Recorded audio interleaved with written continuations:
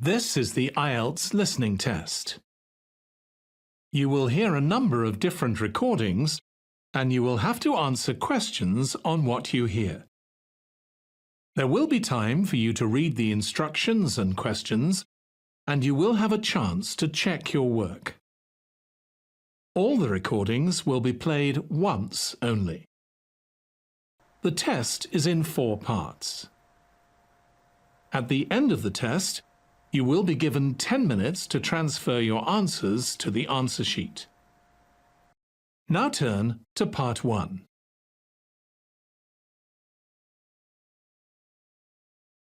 Part 1.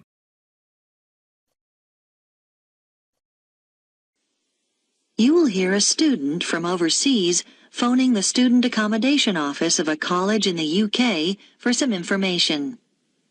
First, you have some time to look at questions 1 to 4 on page 2.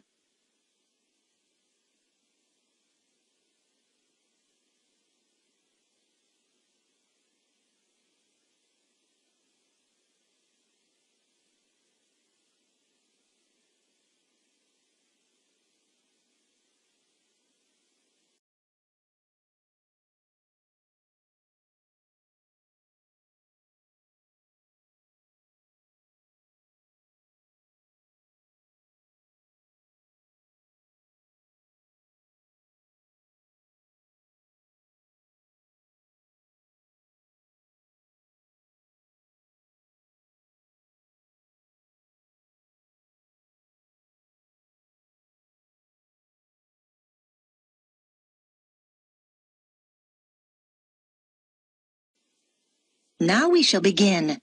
You should answer the questions as you listen, because you will not hear the recording a second time. Listen carefully and answer questions 1 to 4. College Accommodation Bureau, Darren speaking. How may I help you? Oh, good morning. I'm starting at the college in September and I need to find some accommodation. Right. Well, there are various options. The first one is to stay in college accommodation. That'd be a single room. How much would that cost? Well, it depends. For a standard room, you're looking at £3,276 for the year. That's just for a room with wash basin. Or £3,834 if you want an ensuite. That's with your own small bathroom. I see.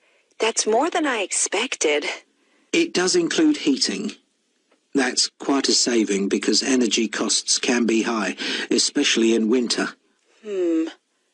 Does it include meals as well? No.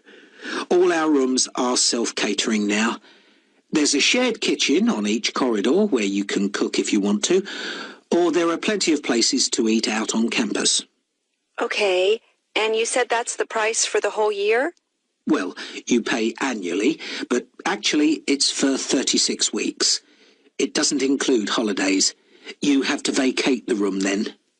Oh, I'd need somewhere to stay in the holidays. I can't afford to go home. The flights are too expensive. Well, there is another option. Several families who either work at the college or have children studying here offer visiting students a room in their homes. Oh? We call this arrangement Home Welcome, and we've still got a few places left at the moment. You pay £150 per week, and that includes breakfast, a packed lunch, and dinner, as well as heating. Is there a contract? Do you have to stay for the whole year? No, it's flexible. It sounds really good, but I'm not sure. I really want to be a little more independent. Before you hear the rest of the conversation, you have some time to look at questions 5 to 10 on page 2.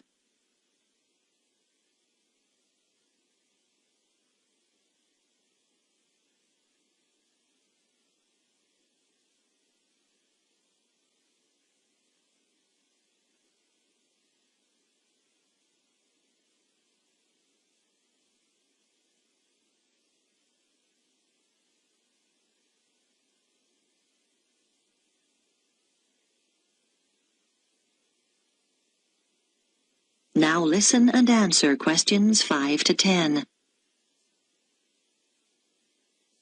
What about finding somewhere to live off campus? Yes, you can rent a property in town privately. You might want to rent a room in a shared house. You'd have a room of your own and share the kitchen and bathroom with other students. What about if I don't want to share?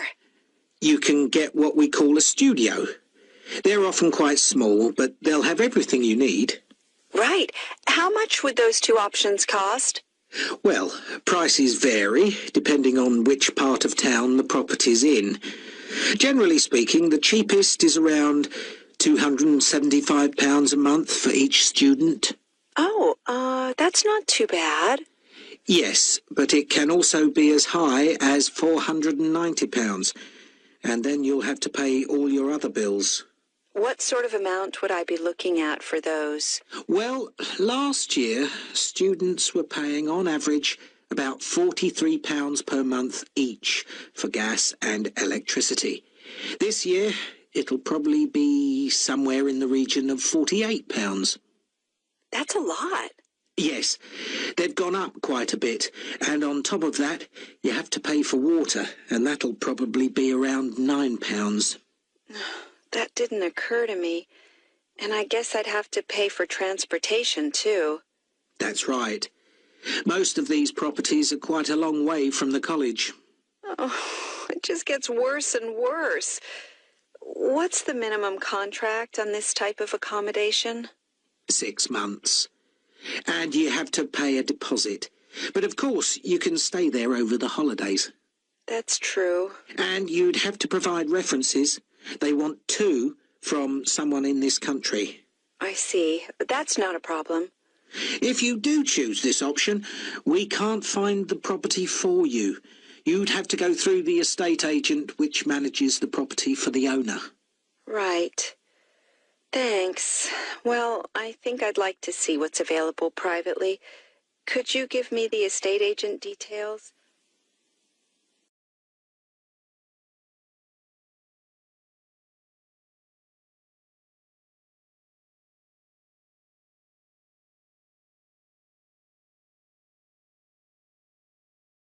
That is the end of part 1. You now have 1 minute to check your answers to part 1.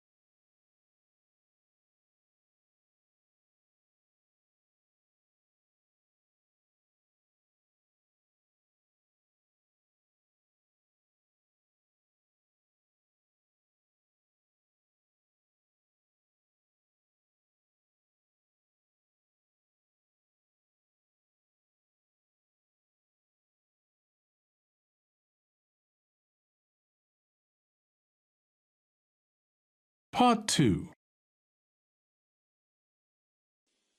You will hear an audio guide introducing visitors to a museum.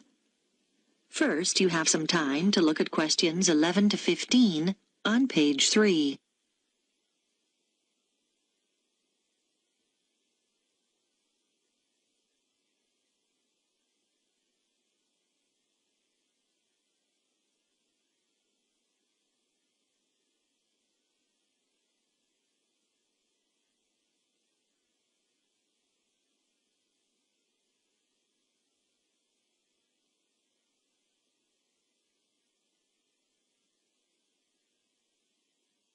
Now listen carefully and answer questions 11 to 15. Welcome to the Global Museum, located at the heart of this truly multicultural city, which is home to more than 60 different nationalities. The museum has a number of exciting displays and exhibitions, and this audio guide is designed to help you make the most of your visit. Altogether, the museum has 18 different galleries, and this season sees the opening of 3 new exhibitions. We recommend that you begin your tour by visiting this season's highlights. The Heritage Clothes exhibition is located in Gallery 5 of the museum. People who live in the area have spent 2 years preparing this exhibition, which brings together some of the fascinating garments traditionally worn in their own communities. They research the history of their community's clothing traditions and the customs and rituals associated with them. Altogether, 16 countries are represented, from Ghana to Korea, from Turkey to Nepal. The photographs that accompany each display case were taken by some of the City College students who are studying design and show the clothes being modelled by the real people who wear them in the course of their everyday lives. Another highlight this season is the exhibition called Toys from the Past, which can be found in Gallery 9. This exhibition, which will appeal to people of all ages, is on tour throughout the country and will be here for 10 weeks only. The exhibits include dolls made over 100 years ago with beautiful porcelain faces and, in some cases, real hair. The collection covers the favourite toys such as wooden train sets from many different generations and provides plenty of interest for children and adults. The gigantic board games, which are laid out on the gallery floor, are one of the most popular activities in the exhibition and should not be missed. This exhibition concludes with a special display of miniature toys. These small objects are on loan from countries all over the world and in some cases measure no more than a few centimetres. There's a tiny car made from matchsticks, a toy aeroplane complete with pilot and passengers made out of seashells, and some exquisite little buildings no higher than 4 centimetres. Before you hear the rest of the talk, you have some time to look at questions 16 to 20 on pages 3 and 4.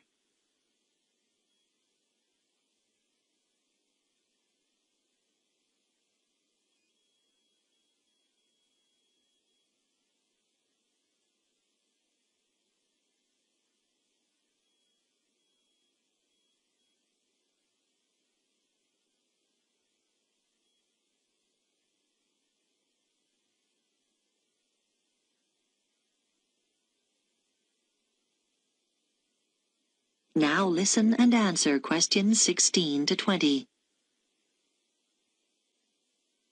The final gallery highlight of the season is the Biscuit Gallery at number 15. Many years ago, this city was famous for its biscuits, although today the factory no longer exists. Did you know, for example, that before biscuits were packed in paper or cardboard boxes, biscuit tins were fashion items?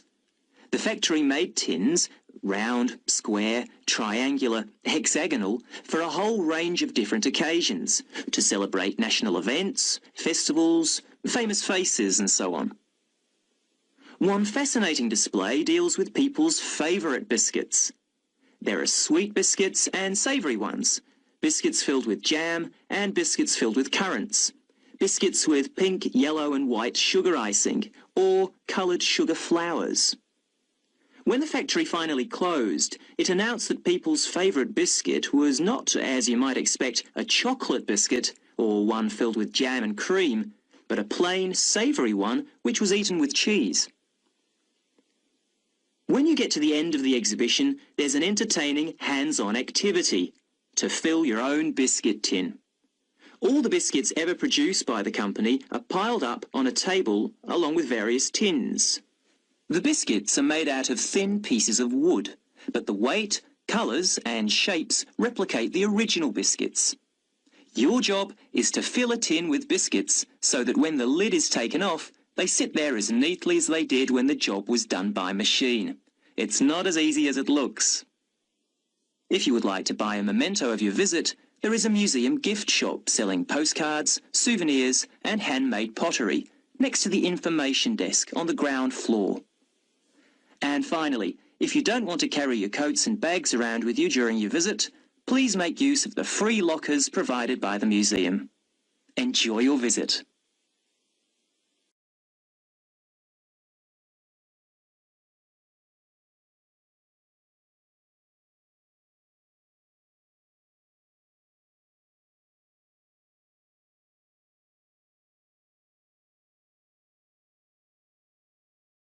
That is the end of Part 2. You now have 30 seconds to check your answers to Part 2.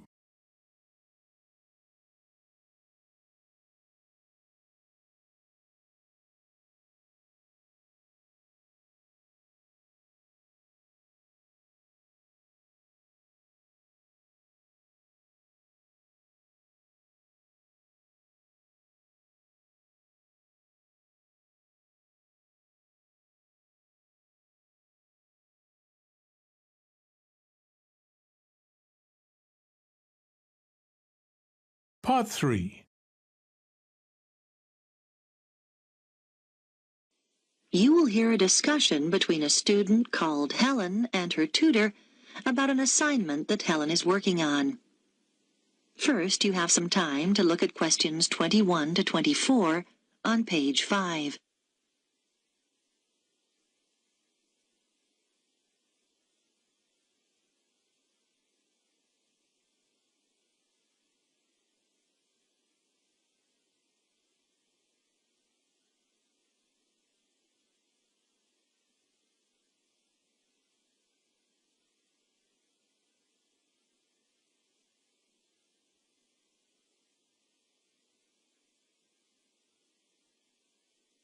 Now listen carefully and answer questions 21 to 24.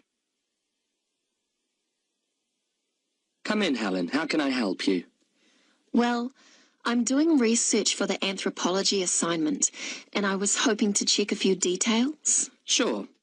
You chose the topic of Pacific Island Tapa cloth, didn't you? What have you found out so far? Well, I was going to introduce my assignment by saying that the tapa cloth is a fabric made from bark, just the outer layer of the trees. It's particularly common in the Pacific Islands, but not exclusive to them. In fact, many other peoples around the world have made high-quality cloth from bark. But what sets Pacific Tapa apart is the incredible variety of roles it's played in this region. Yes, nice introduction. Though I think you could be more specific regarding dates. Okay, so what about the raw materials used? Well, tapa cloth is made from several species of tree. In the Pacific, the paper mulberry tree is most common, but it doesn't thrive in all conditions. In fact, it wasn't originally found in the islands, but was carried in their canoes by the first migrants. Tapa is also made from the breadfruit tree, which is convenient because its fruit is a staple food. The paper mulberry tree is only grown for tapa making, though. Yes, that's good. Now, what about the Maori people here in New Zealand? But the Māori don't make tapa now. That's right, and you need to account for it. We know that when Maori migrated here from the other Pacific Islands, they were prepared to make tapa because they brought the paper mulberry tree with them. The thing was, after they'd been in New Zealand a bit, they found the flax plant, which is superior to tapa because it makes a stronger fabric. By the time Europeans arrived in the 18th century, Maori were making all their fabric from flax and had been for some time. Okay. So, with the production process itself, first the inner bark is beaten with wooden hammers to soften the fibres. Then the different pieces are glued together using an adhesive paste made from the arrowroot tuber. This is the only way to fabricate large pieces of cloth because bark strands are too fine to be woven together and stitching isn't strong enough. Before you hear the rest of the discussion, you have some time to look at questions 25 to 30 on page 6.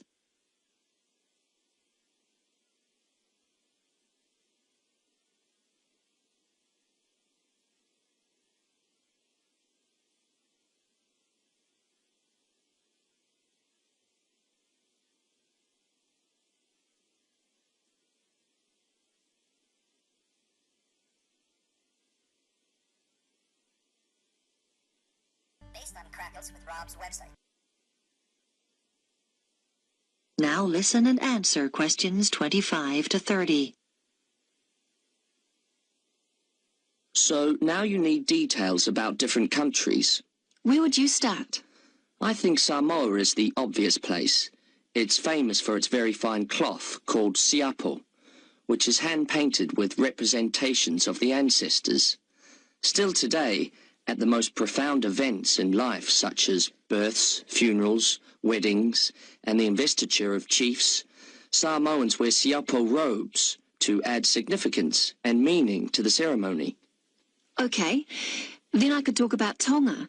It seems to me that the great innovation in Tonga has been developing a simple, coarse cloth which is quick and easy to make. This is suitable for all sorts of everyday functions around the house, like bed covers, mosquito nets and curtains. Good point. Now, what about Cook Islands, Tapa? Well, the soil there is poor quality, so the breadfruit tree is often used. One type of thick cloth called tikoru was wrapped around the poles and used to mark the entrances to places of worship, so it was highly regarded in local culture. You might mention Fiji as well, which is interesting because tapa was actually used as a currency there. Fijians used to sail between the islands and exchange tapa for other commodities like canoes or pigs. I know that in Tahiti the tapa cloth is different because the patterns are in colour, which is considered more valuable than the usual brown patterns. You're right about the Tahitians using coloured pigments, but they aren't more valuable. The colours are only a decoration. People enjoy wearing bright robes, especially for dancing and competitive games, and do it just for fun. Oh, I'll make a note of that. Well, the last place I was going to mention was Tikopia. Even today it's commonplace to see people wearing clothes made of tapa cloth. In many of the other islands, the tapa only comes out on special occasions. But here, you see people working in the gardens wearing tapa. Sounds promising, Helen. I'll look forward to reading your assignment.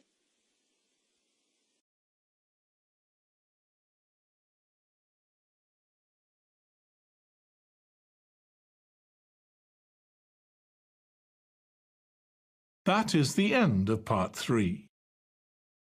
You now have 30 seconds to check your answers to Part 3.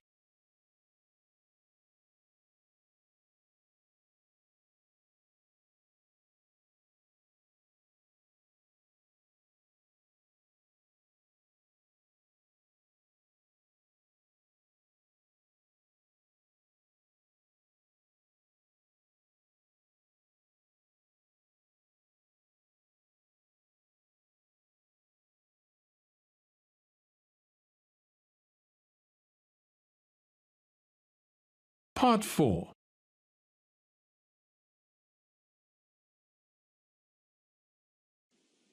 You will hear part of a talk about research into learner persistence given by a university lecturer to her colleagues.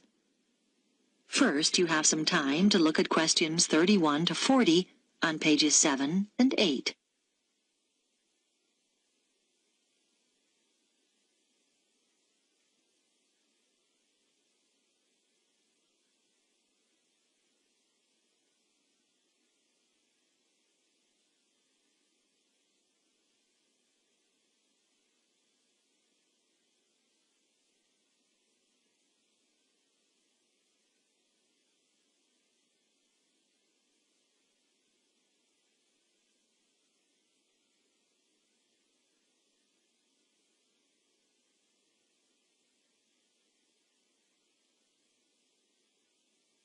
Now listen carefully and answer questions 31 to 40.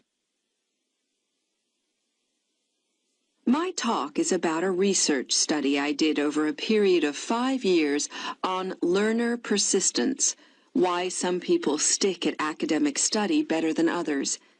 As teachers, you will know that there is a tremendous variation in the learner's response to certain things. For example, a short period of illness might completely destabilize some students and cause them to give up their degree studies. Other learners might overcome tremendous difficulties to stay the course. I am particularly interested in this second group, who are the ones with learner persistence. What I decided to do was design a research study using a sample of my university's third-year undergraduate students, 295 in all, who obviously had already stayed the course pretty well. The sample was drawn from a range of ages, but there was deliberately a significant number of mature students, and all respondents were living at home in the local region. I wanted to have this element of consistency, not having some coming from outside the area and living in university accommodation. It should be noted, though, that there was significant variation in home background to reflect the variation in our student population. I designed questionnaires which were devised to elicit what their concerns had been as they started the course, and what had sustained them throughout the 3 years. Findings from the first section indicated that their worries when they started varied from financial concerns, though this had not been as strong as I expected, to career prospects. But mature students with children tended to emphasize uncertainties about their relationship with them.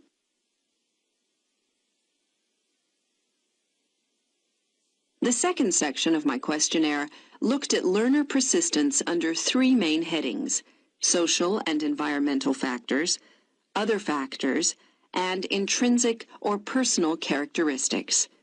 I identified 3 levels of importance for each of these.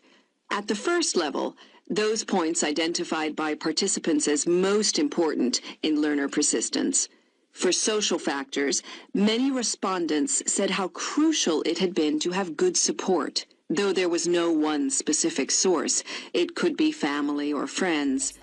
As regards other factors, students are heartened not so much by high grades, but by what they regard as success in study.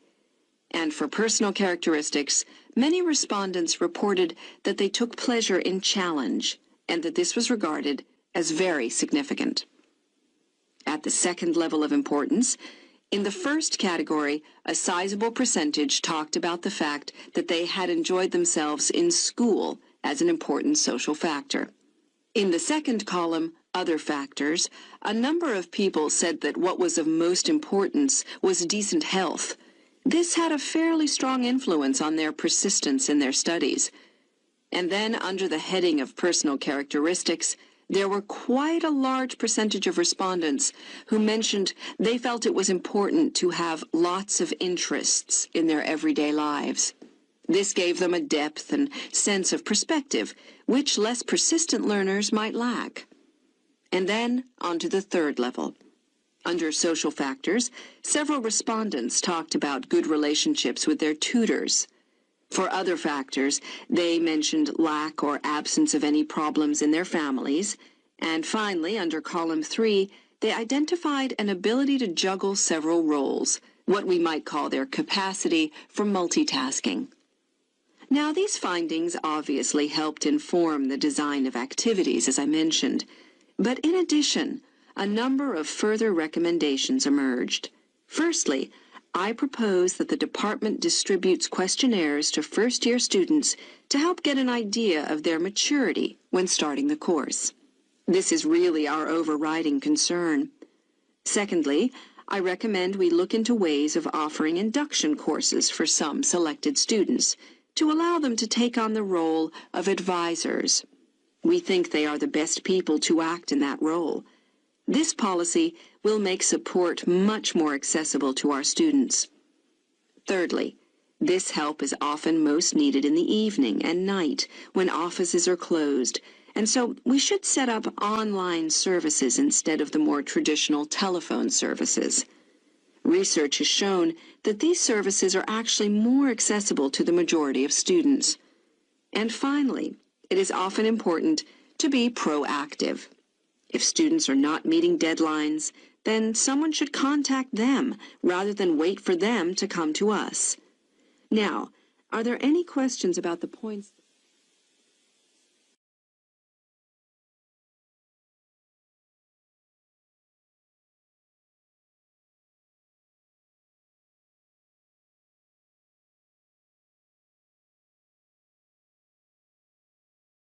That is the end of part 4. You now have 1 minute to check your answers to Part 4. That is the end of the listening test.